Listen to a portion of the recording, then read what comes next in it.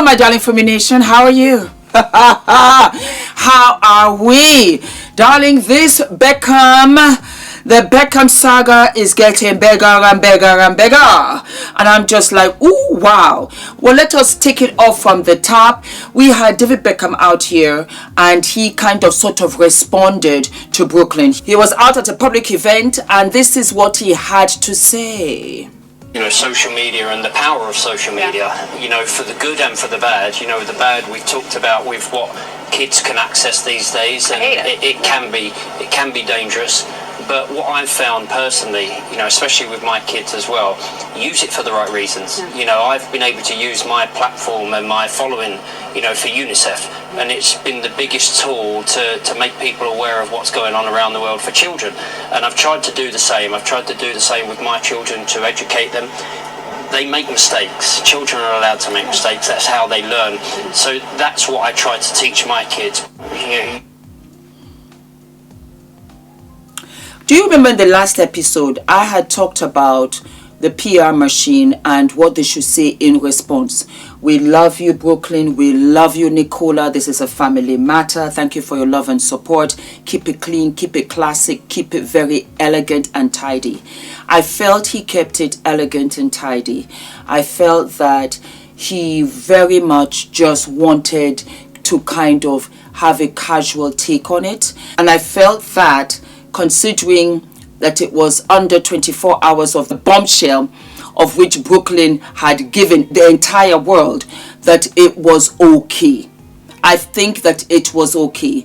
Do I think it might have been a little bit condescending in a sense that he wasn't taking accountability? Maybe. But again, this is what the public court of opinion, and we have Team Victoria and David and we have Team Brooklyn.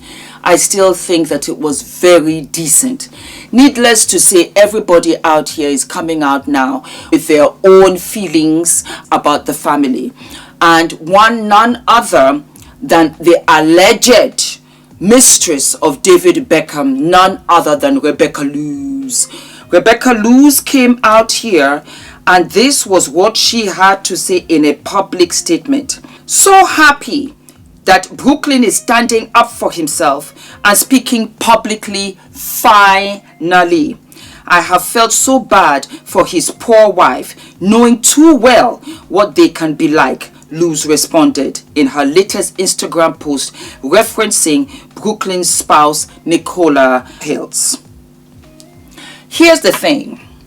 This alleged affair of which Rebecca Loos went onto every social media platform train tour was unbelievable.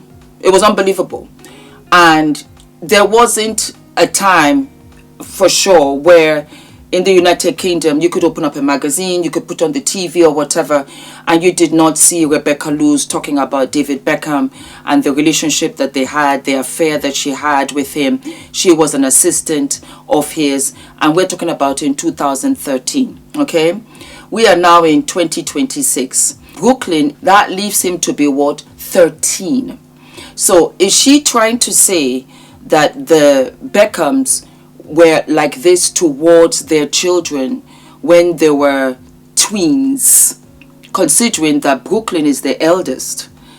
That gives me the vibe of her trying to get her own back at David and Victoria, because David never responded. Sometimes the loudest noise is silence. He never took her to court. He never sued her for slander. He just left it as is. One can say that that could be because he was guilty of the affair and there was nothing that they could do. But then I wonder, if that was the case, why didn't they just buy her silence and just let her go and disappear? We will never know. But Rebecca Loos has entered the WhatsApp group of which Brooklyn has put us in. And so here we are. It's a fair play to ask Rebecca Loos, what else do you know? Come out here and tell us. When this documentary came out and everything happened that happened after the documentary came out, I tried very hard to just let it go and get on with my life, but just really bothered me. at the little angle at how he'd played the narrative and how misleading it is and how it's making me look like the bad person. And of course, I am also guilty. It takes two to tango. It's not all his fault, but it's both of us. Are you talking about the fact that he hasn't actually, in the documentary, admitted that he had an affair with you? He's always absolutely He's always denied it completely. Yeah. Is that what you're He's not talking denied it. He's never denied it. He has said that my claims are ludicrous. Ludicrous is not denying. Ludicrous can be truth. Ludicrous is a term used by lawyers to give to their clients when they don't want to admit to the truth. They say, use the word ludicrous, it will deflect attention. How much warning did you get? He's never denied it. Okay, how much warning did you get that they were going to be talking about this in the documentary? No, none at all. None at all? No. They didn't ring you up or No. send you a No, email or text? no, but that's okay. I mean, it's their life, their documentary. So, yeah.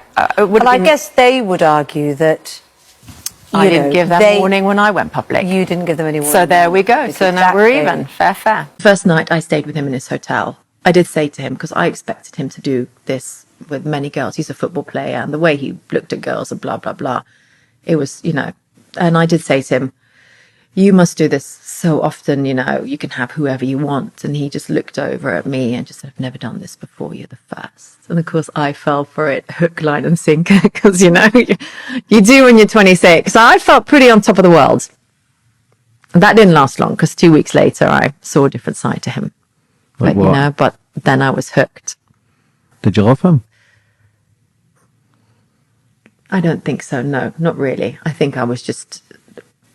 no, I just think there were strong feelings. I wouldn't call them love. Did he have feelings for you?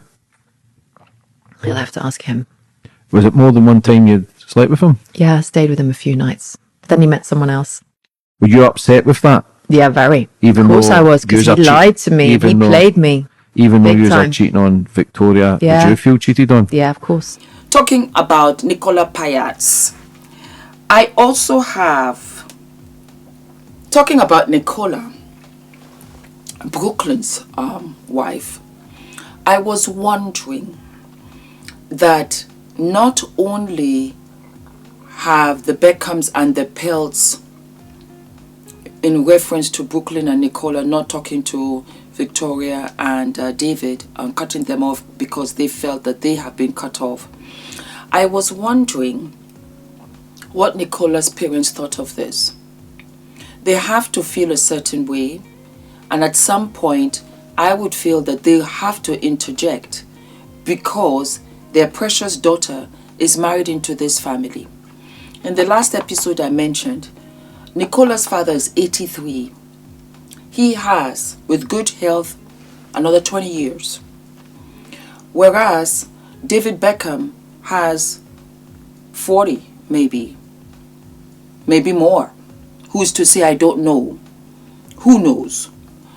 But the mere fact that I think if I was in my 80s and this was going on with my daughter and the family of whom she's married into, I would be concerned. Because when I'm no longer here, I don't know what will happen. I want my daughter to be happy. I want my future grandchildren to be happy. So as the patriarch of this side of the family, I'm just wondering, maybe they already have, maybe they couldn't come to any solution, but I am wondering whether he has reached out to David and Victoria to say what is going on. How can we solve this? Because to have Nicola out here saying that, Brooklyn doesn't feel like a Beckham anymore, it's not going to wash. It's just not going to wash. He's a Beckham till the day he dies, and your children will be half Pelts as well as half Beckham. I also have just found out that Nicola is 5 years older than Brooklyn. I feel that Brooklyn is very young and younger than his 26 years. And so because of that, emotional, and rightly so, because it is very seldom, I don't know, where you have mothers and sons that don't get along. I find that interesting. The rage is still going on, hotter than hot. The memes are coming out left and right. Brooklyn is not sorry for the bombshell that he dropped on everybody on Monday, and so the saga goes on. It is a full-on reality show of which I am sure Lifetime or Netflix is going to pick up somewhere or the other. So this is David's response. This is also his alleged mistress's response. And we also have Hogan, a stylist, out here talking about the wedding dress. I wanted to talk about that because Brooklyn had talked about how his mom had just dumped Nicola's wedding dress at the 11th hour. Now we find out that Nicola had a Valentino dress, the main dress of which she was going to wear for the wedding, for the vows. And that Victoria's dress was one of the dresses that she was going to wear for her wedding day. So I throw this to Victoria. Why wasn't the dress ready? It's very important to take our time, and that's why I am not on any team. I am team neutral to find the truth, balance it out, and see where all of this stemmed from. And that was why I said it couldn't just be the wedding, and it couldn't just be Nicola is taking away their precious son. There are underlying issues that have been going on for years, and I believe Brooklyn when he said that. I think that being raised in a celebrity family is very tough on the children, and 90% of the time it's not what they want. Regardless of whether the Victoria Beckham dress was going to be the main stage or not, why was it not done? Why was there no time put aside for this dress to be done? Because I watched the Netflix series and it was very much about her fashion house, and I thought it was very interesting. She did a phenomenal job, and that was why I said to myself, if you can do this and you can do all of this in the rain in Paris, why wasn't your daughter-in-law's dress made in time? There are no excuses for the mere nature of what the dress represented. Yes, I was the DJ at the wedding. It wasn't a one-day wedding, it was a 3-day wedding. I did the welcome party, then I did the wedding, and then I did a brunch on the Sunday, which was the most awkward part of it all, because everything that had gone on the actual wedding night was discussed amongst all the guests the next morning. But Mark Anthony was performing on stage. He then called Brooklyn onto stage.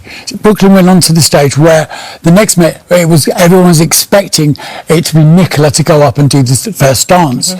And then Mark Anthony asks the most beautifulest woman in the room to come to the stage. And then he says, Victoria, come to the stage. So Victoria's by the stage, she goes onto the stage. And of course, at that point, Brooklyn's like suddenly, literally devastated because he thought he was going to do his first dance with his wife. Then Nicola leaves the room crying her eyes out. Brooklyn's stuck there on stage, and then they do this dance, and Mark Anthony's like, go put your hands on your mother's hips, and it was a Latin, it's a Latin thing, and the whole situation was really awkward for everyone in the room. And I've done an awful lot of Beckham parties in the past, and they're a very dancey, close-knit family. They love to dance, right? Yeah. So, what we deem as inappropriate is not how Brooklyn feels. This is all about how Brooklyn feels. If he felt it was inappropriate and awkward, then it was inappropriate. It seems like it happened in the spur of the moment. It really was. So it's so difficult to deem what is inappropriate at a wedding. And I think what's sad is that this is the bit that everybody's taken from this statement. They've kind of whitewashed everything else that went on. It's taken a lot for someone to go to social media. So, here we go. It's over to Victoria's team or publicists to let us know, and they will dribble it out in the press. A lot of people say that why did Brooklyn respond the way he did to the press? Because that's what he's been taught. That's what he's been shown. He saw what his parents were doing. They released things into the press. And so he released them also to the press. The difference is that he did it directly instead of having somebody in front of them as they do to do the dirty work for them. By so doing, it cannot be denied that there is rift in the family. But what family does not have family feuds? What family doesn't have, discussions, argument, disagreements? What family doesn't? Don't forget to like, to subscribe, hit the notification button, and I'll see you what? I'll see you sooner than later. All of my love. Oh, I beg your pardon. You'll be asking, Fumi, we love your dress. Thank you, my darling. This is an old dress that I bought in Norway. Yes, when I was living there. This is a Versace dress that was created in collaboration with H&M. Remember when Versace collaborated with H&M? Well, this was one of the looks, and I absolutely love it. And it still fits after all this time. So that's what I'm working with. All right, my darlings, I'll see you what? I'll see you sooner than later. All of my love. Mwah, mwah. Oh my God, I am so excited. I am so excited, my darlings. We have officially launched the FDV website, and we have what? We've got products, we've got merch, we've got t-shirts, we've got tote bags. I am so excited. A lot of you said, Fumi, when are the t-shirts coming? And I want to tell you that I am terribly humbled. I had launched this exclusively at the meet and greet, and for the life of me, I did not know that we would sell out. I had no idea. So I had to put the money back into the business so that I could get some more t-shirts and tote bags for you. And I want to say what a journey this has been. The 2 t-shirts that I have, and I'm wearing one now with the v-neck, and I measured it so that it comes right down. Whether you're big busted, whether you're small busted, it will come right down to the center without opening with the bust. And darlings, I have what is delayed is not denied, because everything started much later in my life. I got married at 40. I had Adrian at 48. I started YouTube at 45. I started my business at 55. And so I want you guys to know that what is delayed is absolutely what is not denied. And so I made these for you in white as well as in black. It is tagless because I react to tags. We have t-shirts where you have no tags, and these go all the way from an extra large to an extra small. Some of you will be wondering, Fumi, what size are you wearing? I am wearing an extra small. We also have it in black for you, so let me show you. What is delayed is not denied. There you go. So whatever your preference, if you like white, if you like black, go right ahead. I love both. It is absolutely fabulous. Everybody, anybody can wear this, and just look at how it goes all the way down. I love it. So it covers your bottom for those of you that are conscious. You can also tuck it in halfway as well, make it loose, loungy with your jeans, and then you can roll it up. You can style it any which way that you like. I love it because you can also layer it underneath your suits because it's getting colder now, and the quality is absolutely what? Absolutely fabulous. And for my ladies that are double X, you can get the extra large because it is that big. You're going to love them. Super soft. Put them in the wash. They don't shrink. They don't shift. They don't shed. I put a lot of work into this because it was really personal. And I wanted again to send a message that what is delayed is never denied. And that means that you're only prepping yourself for greatness. It will come to you with such greatness. The next t-shirt that I made was eating my salads and minding my business. I loved it. And that's how I got here in essence. I ate my salads. I began to really have a healthier lifestyle. A healthier lifestyle, not only physically, but emotionally and mentally. Meaning that what no longer served me, I no longer wanted. I think that I just thought I can just bash myself around. I can abuse myself. I can ill-treat myself. You don't say beautiful things to yourself. But I would say it to everybody else. Oh girl, you're fabulous, gorgeous, this, that. I never said it to myself. And I began to realize that, Fumi, you know what? In the eating your salads is a representation of really taking a healthier stance to all of you, to everything of you. And salads are healthy, but you have the mental, you have the emotional. So I started speaking positively to myself. It was amazing. It really was amazing. I got more confident and I really began to love myself. And in part was when I started to say, Fumi, wear your natural hair. You are beautiful. You say it to others, you don't say it to yourself. And when I started to say it to myself, I began to have more confidence. I also realized that, Fumi, you don't have to be in any negative spaces, negative anywhere, because what? I am healthier, hence the eating my salads. The minding my business was amazing, because the more I minded my business, the more time I had to be productive with my life. Isn't that a trip? Oh my God. That is the real meaning of this. Mind my business. So I really wasn't into the gossip. I really wasn't into unproductive conversation. I sat at a table and every girl, lady, woman, female at that table was a CEO. When I tell you, we talked about production, we talked about fulfillment centers, we talked about where you can get better fabrics from Prague, from Portugal, from Bangladesh, from this, from that.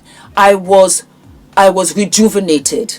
And I realized that, Fumi, when you stay away from stuff that does not serve you and is not productive to you, you truly mind your business. And I became a better mom. I became a better wife.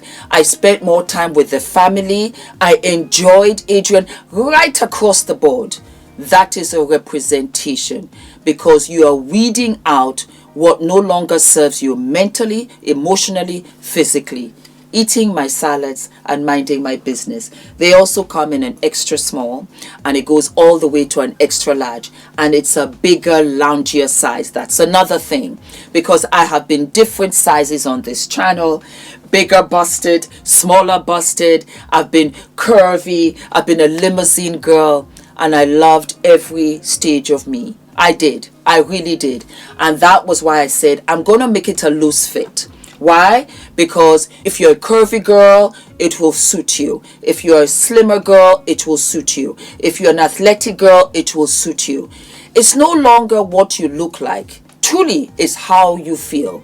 And my limousine girls and my curvy girls, do you know, at that stage was one of my happiest times of my life, because it was when I gave birth to Adrian. This body created life when I was told so many times that he couldn't. And that was how I really realized, it became so clear to me that, woman, you're amazing. Men can wear it too, my darling boys. I will come out with a crew neck, but I thought, let me come out with a V-neck so that you can put all of your jewelry. That's another thing.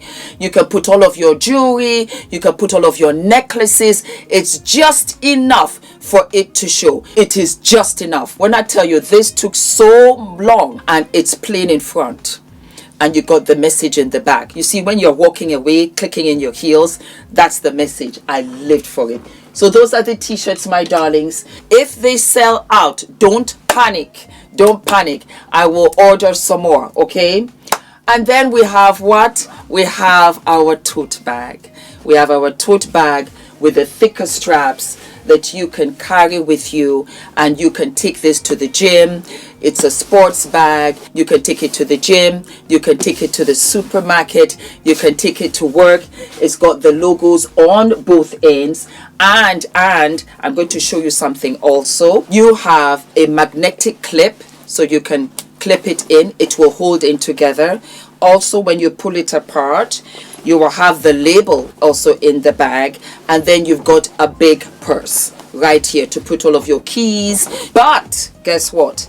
Multi-purpose, my darling. You can also fold this bag. So I'm going to show you as is. You just turn it in like so on both sides. There you go. You fold it. Guess what? You fold it into the opening pochette. And there you go. There you go. So you can have this as an extra shopping bag. You can have this as an extra bag when you're going anywhere, even on the airport when you're traveling. It's so handy. So handy. It's a canvas bag. It is absolutely washable. It does not change. And we have it in pink. We have it in orange. We have it in sky blue, of which I live and love. Yes, and then we also have it in ice cream because I love ice cream, and I also love yogurt. So baby girl, you are looking absolutely cute. I hope you enjoy these, my darlings. Thank you for the love. Thank you for the support. Thank you for riding with me. This is just the beginning, because the bras are coming, the slips are coming, the panties are coming, the makeup, the skincare, the Afro hair care kit is coming. It's all coming, my darling. This is a black-owned brand, and I am self-funded. My financier is my wonderful husband. Thank you. Thank you, Ula. Thank you for the unconditional love and support. I could never do any of this without him. You're so generous. And God bless you. And God bless you too, my beautiful Fumi Nation.